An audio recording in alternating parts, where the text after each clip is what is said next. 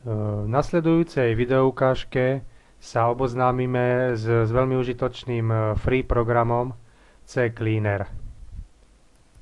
Program slúži na čistenie registrov, na čistenie dočasných súborov, ako vidíme na obrazovke internet prehliadačov, Windows prehliadača, systémových záložiek.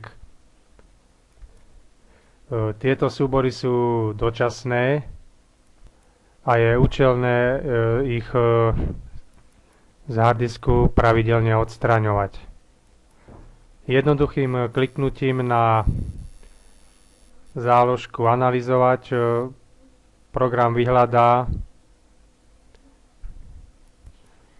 dočasné súbory a ponúkne ich vymazanie. Taktiež je evidentné, že momentálne je veľkosť týchto dočasných súborov cez 190 MB. Spustíme Cleaner.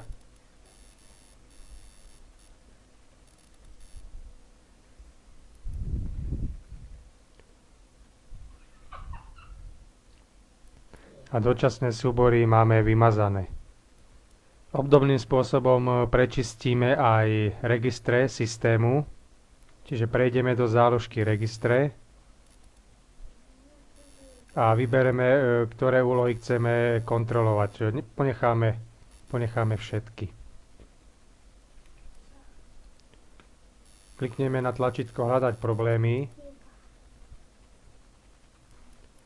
Program súčasne skenuje registre a hľadá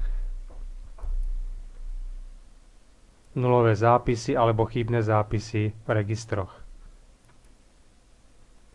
Program našiel jednu jedinú chybu v registroch, nakoľko tento počítač je pravidelne čistený a není predpoklad, že by bolo veľa chýb v registroch. Každému užívateľovi počítača sa doporučuje robiť prečisťovanie systémov, disku, registrov a fragmentáciu a ďalšie úkony aspoň raz do mesiaca. Spustíme teraz samotnú opravu nájdených problémov, kde nám program ponúka urobiť zálohu registrov pred úpravou. Podtrhneme áno a vybereme, kde teda uložíme samotnú zálohu. Uložiť. Vidíme aj výpis samotného problému v registre. Čiže je vlastne zápis registra je nulový a môže byť vymazaný.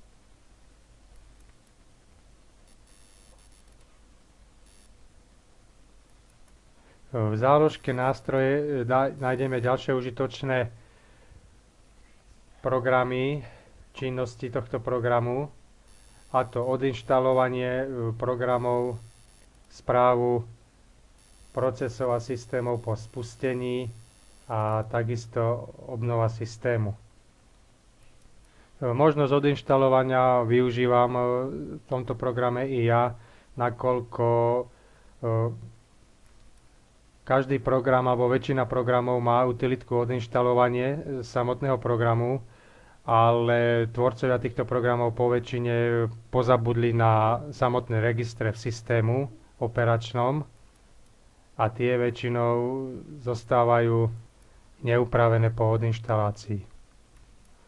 Sami sa môžete presvedčiť, že program CCleaner je veľmi užitočný a jednoduchý na obsluhu a bude preto prínosom pre vás ako užívateľa počítača s úmyslom si robiť údržbu systému.